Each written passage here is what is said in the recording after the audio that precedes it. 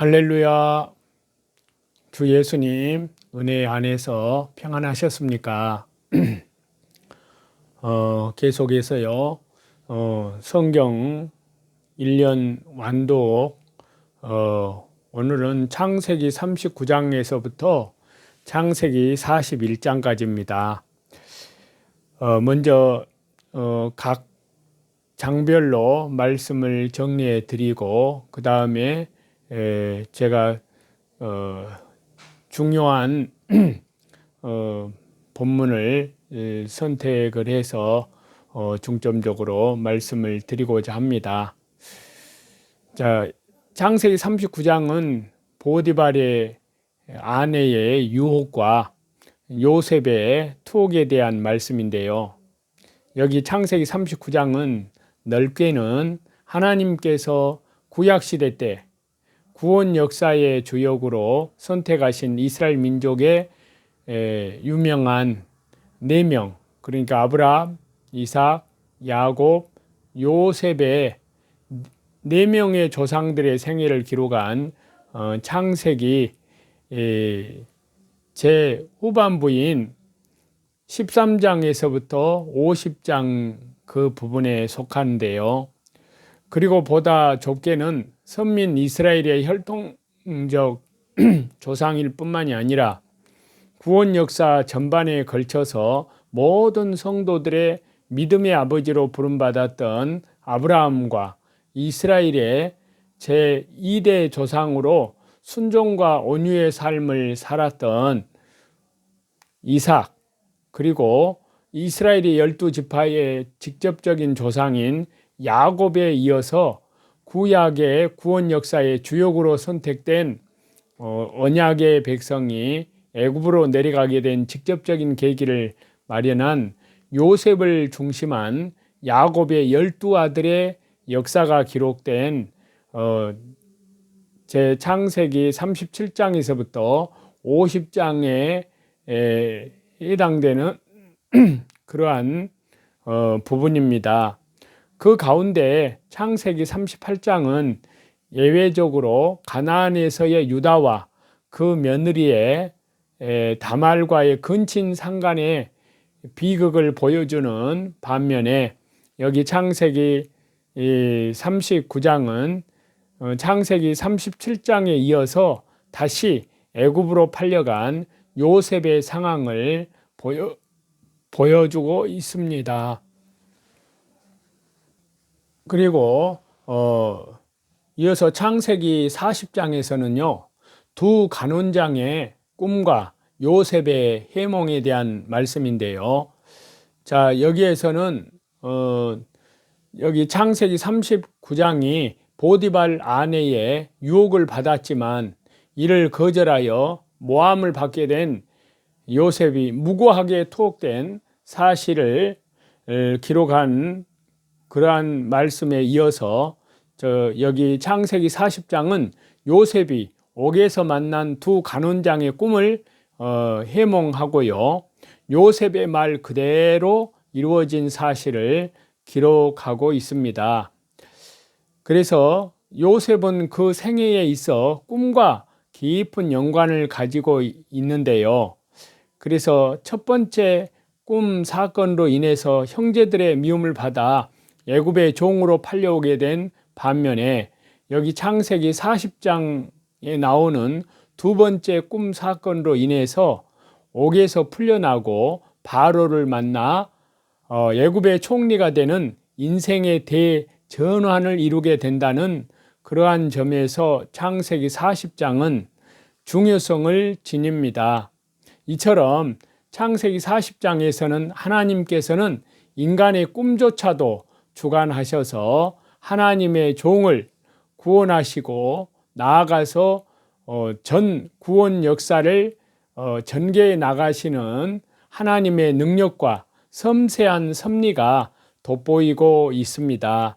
또 웅대하게 전개되어 오던 하나님의 구원 역사가 이제 마침내 요셉에까지 이르러서 그 결실을 맺기 전 단계에 이른 것인 내용을 말씀하고 있습니다. 그 다음에 창세기 41장에서는요, 바로 왕의 꿈과 요셉의 해몽, 그리고 애굽의 총리가 된 요셉의 치적을 기록하고 있습니다. 그래서 창세기 37장부터 40장까지가 요셉이 형들의 시기를 받으며 애굽의 이집트의 종으로 팔려갈 뿐만이 아니라 급기야는 억울한 모함으로 죄인의 신분으로 전락하는 내용이 소개되어 있습니다. 반면에 여기 창세기 41장 이후부터는 고난 가운데에서도 하나님의 선택받은 자로서 의로움을 잃지 않았던 요셉의 고난이 드디어 끝이 나고 구원 역사의 주역으로 위치를 회복함으로 인하여 야곱 가족의 이집트, 애굽의 이주가 이루어질 여건이 점차 조성되고 있음이 기록되어서 말씀하고 있습니다. 그래서 여기 창세기 41장은 바로 그 전환점에 위치한 내용을 기록하고 있는데요. 일개 이방 출신의 노예 제수가 대제국의 왕인 바로 왕 앞에 신적인 권위를 갖고 서서 바로의 꿈을 명쾌하게 해몽하고 앞으로 있게 될 7년 대풍작과 7년 대흉작에 대한 대책까지 제시함으로써 일약 총리 대신의 자리에 오른 박진감 있는 그러한 내용을 말씀하고 있습니다. 그런데 단순히 요셉의 생에 있어서 뿐만이 아니라 구원 역사 전체의 흐름에 있어서도 실로 큰 의미를 부여할 수 있는 이러한 대반전을 가능케 한 것은요, 무슨 엄청난 사건이 아니라 인간의 마음 깊숙이에서 일어나는 세 가지의 꿈이었습니다. 먼저는 창세기 37장에 나오는 꿈으로 요셉은 아버지 야곱의 사랑을 독차지하던 자리에서 전락하여 멀리 타국에 와서 종이요 제수가 되었습니다. 그 다음에는 창세기 40장에 나오는 꿈으로요, 제수였던 요셉은 바로 왕 앞에 나갈 기회를 얻었습니다. 그리고 마침내 여기 창세기 41장 바로 왕의 꿈을 통하여 요셉은 과거의 모든 고난에서 벗어나서 바로의 총리 대신이 된 것입니다. 이처럼 요셉의 생에 있어서 서로 다른 세 사람의 각기 다른 세 꿈이 등장하지만요, 이러한 꿈을 다 함께 하나님께서 친히 주관하시고 그것을 모두 다 하나님의 구원 역사의 도구로 삼으시는 분은 바로 인생의 생사복과 인류의 역사의 수레바퀴를 돌리시는, 주관하시는 하나님이신 것입니다. 이러한 사실을 통해서 저와 여러분, 우리는 다시 한번 창조주 하나님의 구원 역사는 우리의 영육을 주관하시고 또 초월하여서 한치의 오차도 없이 진행되어 나아가는 그러한 분이심을 깨닫게 됩니다. 창세기 39장에서부터 41장까지의 세 장의 대강 내용을 말씀을 드렸고요.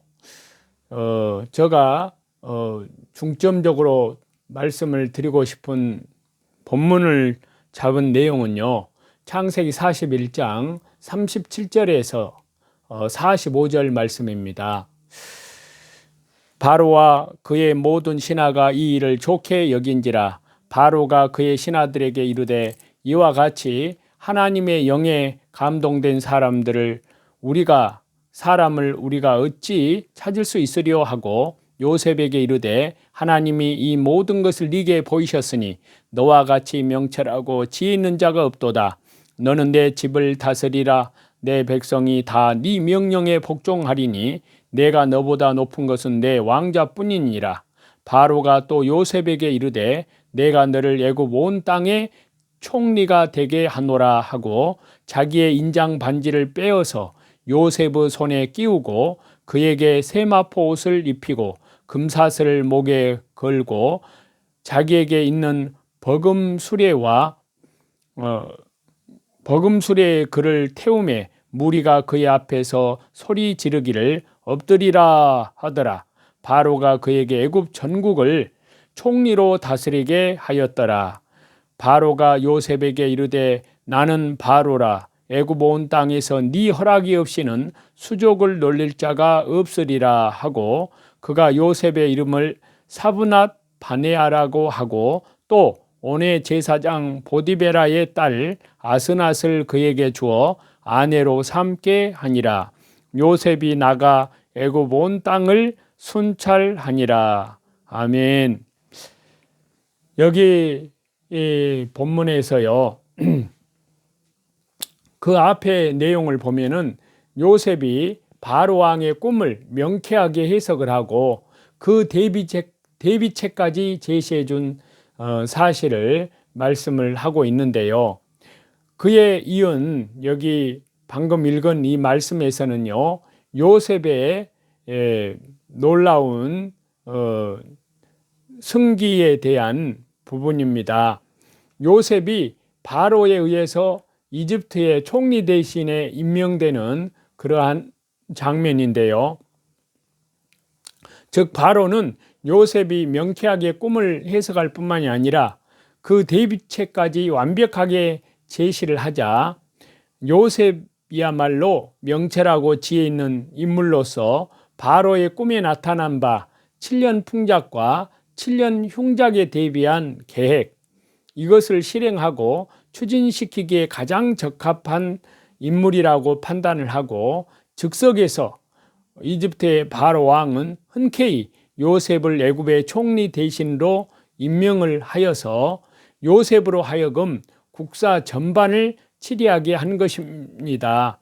또한 바로 왕은 요셉의 이름을 새로 지어주고 이집트의 제사장의 아내와 결혼시킴으로써 그 지위까지 강화시켜 주었습니다.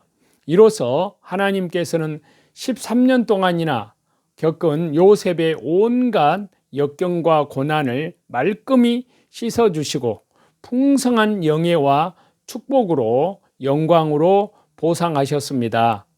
자, 한편으로 이와 같이요. 장차 선민 이스라엘의 12지파를 형성할 야곱의 가족을 기근으로부터 구원하여 궁극적으로 그들로 하여금 약속의 땅 가나안을 차지하도록 하는 역할을 담당했던 요셉의 파란만장한 생애는요. 죄악으로부터 하나님의 백성을 구원하시는 하나님 나라에 인도하는 역할을 담당하셨던 주 예수님 그리스도의 십자가의 고난과 또 죽음 후에 부활의 영광을 예표한다고 할 수 있습니다. 그리고 다시 재림하시는 주 예수님의 영광을 미리서 보여주신 예표라고 할 수 있는데요.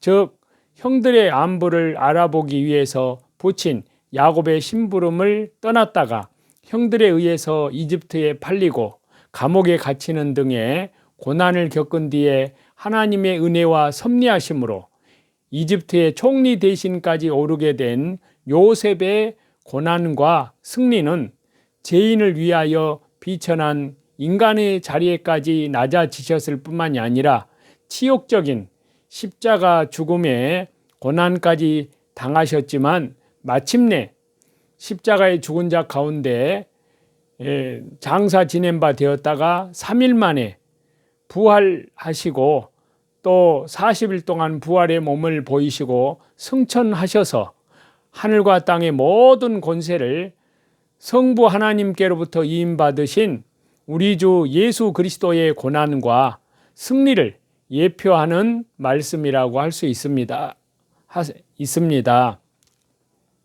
한편으로 여기 말씀에서는요, 성도는 이 세상에서 잠시 고난과 시련을 받을 수도 있지만 궁극적으로는 하나님의 보호와 섭리로 영광의 자리에 이르게 된다는 그러한 진리를 보여주고 있습니다. 그렇기 때문에요, 성도들은 고난을 당할 때 오히려 더 큰 믿음과 확신으로 하나님을 경외하고 그리스도인으로서, 신앙인으로서 부끄러움이 없는 삶을 살아야 되겠다는 그러한 간절한 기도를 하게 됩니다. 성도의 고난에는 이미 영광이 예비되어 있는 것입니다. 그래서요, 여기 창세기 41장 37절에서 45절 본문에서는요, 지도자의 자격이 어떠한 자격을 갖춰야 되는지를 우리가 말씀을 통해서 묵상을 할 수가 있습니다. 고난 가운데서도 좌절하지 않고 하나님만 믿은 요셉이 대제국의 이집트의 애굽의 지도자로 발탁되는 장면이 묘사되어 있는데요. 그는 후에 이집트를 통치함에 있어서도 국가적인 난국을 수습하는 탁월함을 보였습니다. 그에게 내재되어 있던 지도자로서의 자질을 살펴보면요, 첫 번째는 명철함입니다. 명철하다는 말은 원래 불리하다라는 뜻을 가졌는데요, 이는 또한 분별하다, 생각하다, 깨닫다, 통달하다 이렇게 번역을 할 수도 있습니다. 이로 보아서 명철함이라는 것은 선과 악을 분리하고요, 득과 실을 분별하고 생각을 깊이 하여 진실을 깨닫고 지식의 통달함을 말한다고 할 수 있습니다. 즉, 지도자에게는 도덕적인 엄정성뿐만이 아니라 사리를 분별하는 판단력과 지적 통찰력이 필요함을 보여줍니다. 그리고 두 번째 지도자의 자격은요, 본문에서 보면은 지혜로움입니다. 자, 지혜롭다라는 말은 익숙하다, 공교하다 이렇게도 번역을 할 수 있는데요. 즉, 명철이 지성과 관계된 요소라면 지혜는 실천적인 요소가 강합니다. 다시 말하자면요, 명철로서 파악한 지식을 현실로 옮기는 데 있어 익숙한 기술자가 공교로이 물건을 만들듯이 전혀 어색함이 없는 것을 지혜라고 말할 수 있습니다. 훌륭한 지도자는요, 뛰어난 판단 능력과 높은 이상을 가져야 하지만 이를 집행하는 데 있어서도 무리함이 없어야 합니다. 세 번째 지도자의 자격은 본문에서 얻는 것은 하나님의 신, 성령님의 감동함이 있어야 됩니다. 성령 충만함, 말씀과 성령으로 충만한 감동된 자라는 자격이 있어야 된다는 것입니다. 하나님의 성령에 감동한 사람, 그래서 히브리어 원문에 보면은요, 하나님의 성령 안에 있는 자로 직역이 됩니다. 여기서 성령님은 루하의 마음, 기운, 영으로도 번역이 되는데요. 즉, 하나님의 뜻에 따라 사는 자이고 하나님의 성령이 충만한 자를 가리킵니다. 진실한 지도자의 제1 요건이 바로 여기에 있습니다. 이 세상은 하나님의 섭리에 따라 움직이기 때문에 하나님의 마음 안에 거하는 자만이 바른 역사 의식을 갖는 지도자가 될 수 있는 것입니다. 지금 우리나라 대한민국이 특별히 마지막 하나님 나라의 복음을 땅끝까지 증거하는 선교 국가로서의 창세기 9장의 셈의 하나님 여호와를 찬송하리로다는 그 역사를 이루시기 위해서 이제 세상 마지막 끝에 복음이 바로 우리 한반도 한국 교회에 주어져 있습니다. 그래서 한국의 정치 지도자가 가장 중요합니다. 참으로 하나님 앞에서 세우는 합당한 일꾼으로 세울 수 있도록 우리는 간절히 또 합당한 정당이 선출되기를 4월 10일 총선에 있어서도 하나님께 간절히 기도해서 그러한 하나님 나라의 복음을 증거하기에 가장 필요한 그런 자격을 갖춘 지도자와 정당이 누구인지를 잘 그리스도인들은 분별하고 거기에서 처세를 해야 될 줄로 믿습니다. 그래서 오늘날도 마찬가지로 하나님의 일을 하려는 사람은 먼저 하나님의 뜻에 따라 사는 자이어야 하고요. 명철함과 지혜로움이 있어야 하고 그러할 때 하나님의 성령님의 능력이 함께하는 훌륭한 지도자가 되는 것인 줄 믿습니다. 이러한 하나님의 나라로 우리 대한민국이 복음 통일, 자유 통일, 그리고 예수님 통일, 예수님으로 통일이 되어서 전 세계 땅끝까지 하나님 나라의 복음의 사명을 안수하는 그런 나라의 국민으로서 저와 여러분이 쓰임받는 다시 재림하시는 예수님을 향하여서 그리스도의 순결한 신앙인들로서 하나님의 은혜 가운데에서 그리스도의 장성한 믿음의 분량에까지 성장해 가시는 그리고 밖으로 이뤄지는 영혼들을 하나님의 생명의 복음을 전파하시는 저와 여러분이 다 되시기를 우리 주 예수 그리스도 이름으로 간절히 축원합니다. 감사합니다.